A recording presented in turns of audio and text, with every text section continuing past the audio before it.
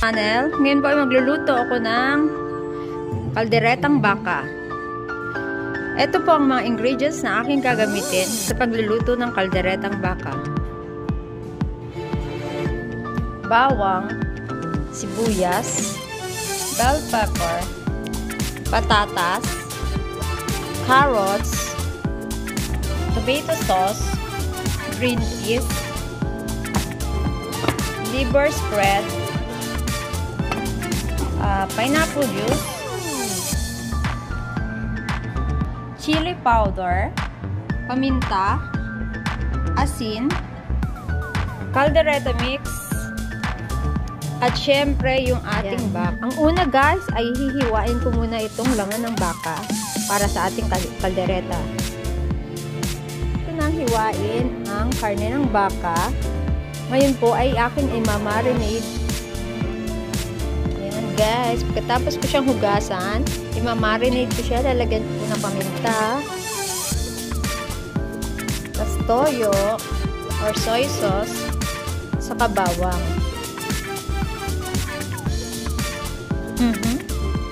Then, lamasin natin siya. Haluin. I-mix po natin ng ating baka with soy sauce and paminta. Leave a few minutes.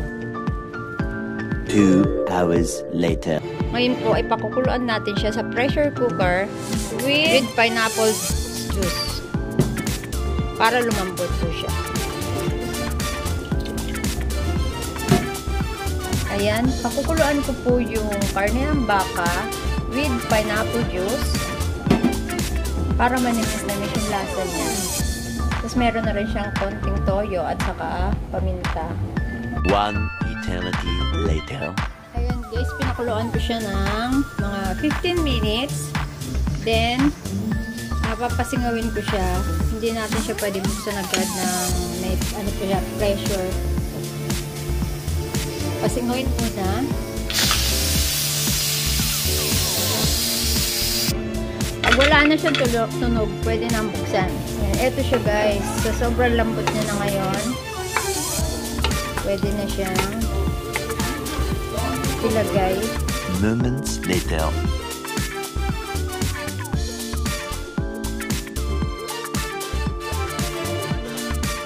Ito ko yung patatas at saka mamaya yung carrots para sa aking kalderetang baka. Yan po. Sinisigaan ko na po yung paggigisa. Yan na po yung nilalagay ko ang sibuyas. Kasi nga, mas mabilis na sunog yung bawang.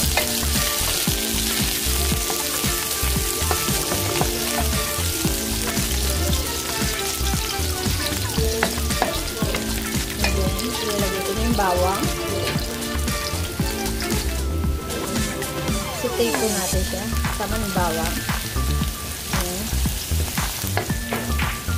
And then, ilalagay ko na yung aking pressure cooker na baka. Pwede na siyang ilagay sa ginigisa kong bawang at sibuyas.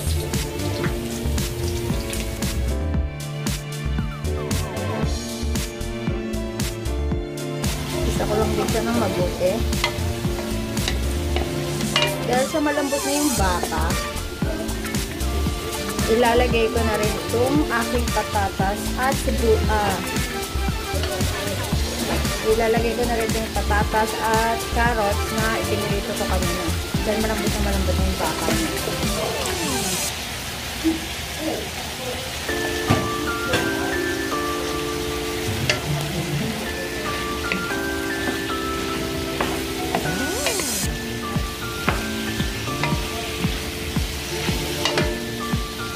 Lalagyan ko dito ng green peas.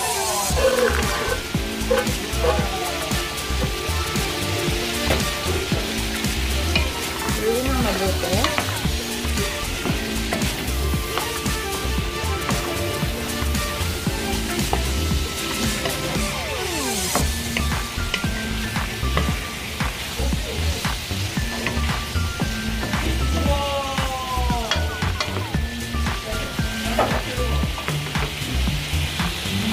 Then, ilalagay ko na rin po yung caldereta mix.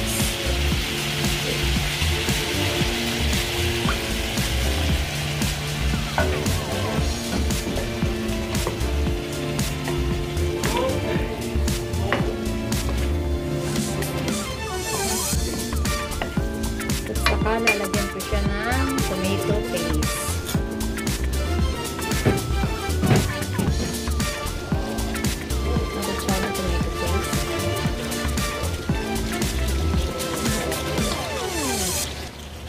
Yan, then haluin ng mabuti para malusaw yung tomato paste.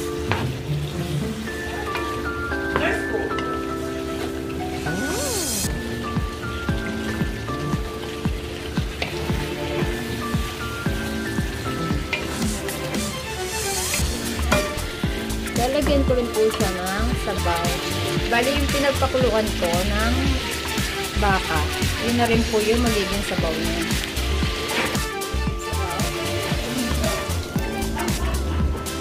Yan yung pinagpakuluan ng baka. Haluin po kung mabuti. Nangangamoy yung ano niya, yung pineapple juice kasi with pineapple juice yung ano yung pinagpakuluan ko ng baka.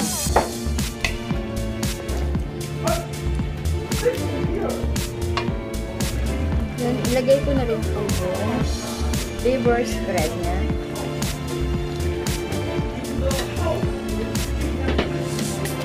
Ayan po yung liver spread.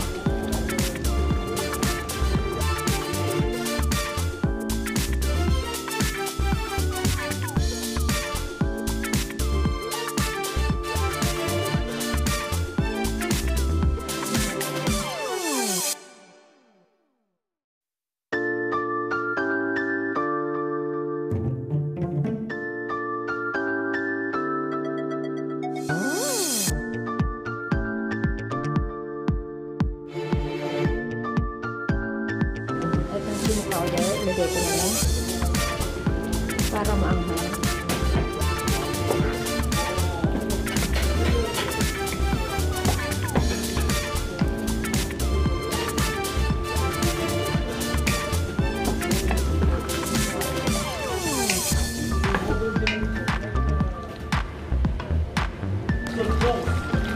Ayan, ilalagay ko na rin yung bell pepper.